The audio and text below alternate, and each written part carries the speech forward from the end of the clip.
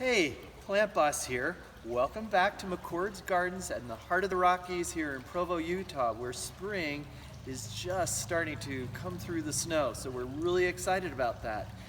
What also is interesting is right now, here in early spring, we're in the middle of the Lenten season. What better time to discuss the Lenten rose or the Helleborus plant? The thing that's really awesome about the Helleborus plant is that it's one of the earliest flowers in springtime, and you will see this poking up through the snow just like bulbs, like crocuses, and also starting to show their beautiful, unusual flowers too.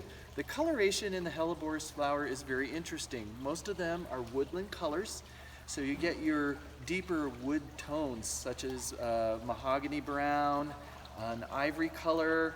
There's also even a peppermint stripe one that's really, really interesting. And so these are definitely perennials, which means they come up every year, of interest and will create interest, especially in an early spring garden, and also give you hope for warmer weather, as here in Utah we are hoping for right now.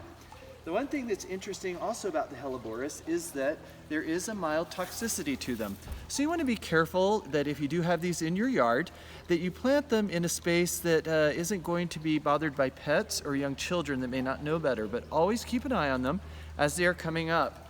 In addition to that, they endure the colder temperatures really, really well. So even though these are in bloom right now and have foliage on them, if it were to snow on them, you would see very little problems with the blooms or the foliage. When you're planting them, remember you need to plant them in a hole that's about twice the width of their root ball. Break the root ball up a little bit so that we can get rid of that circular growth pattern and allow the roots to root out into the soil. You're going to plant them with a good soil mix, mainly with about a 50-50 mix, 50 mix of the native soil in your yard with a good amended soil too, meaning amend it with compost and peat moss, those kinds of things. Water it sparingly because it is still cold out, and so here in Utah this time of year we're still going to get some snow and some precipitation in the form of rain too, and that should take care of the watering habits. And then water with a mild fertilizer, a good general one that's 15-15 or 15-16-16-16, something around those numbers.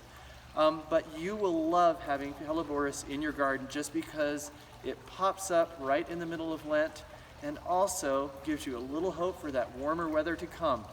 Remember, subscribe to us below, and if you have any questions about the Helleborus, shoot us an email and the Plant Boss will provide you an answer. Thank you for joining us today for this little side note on Helleborus and how to grow and plant it. We'll see you next time.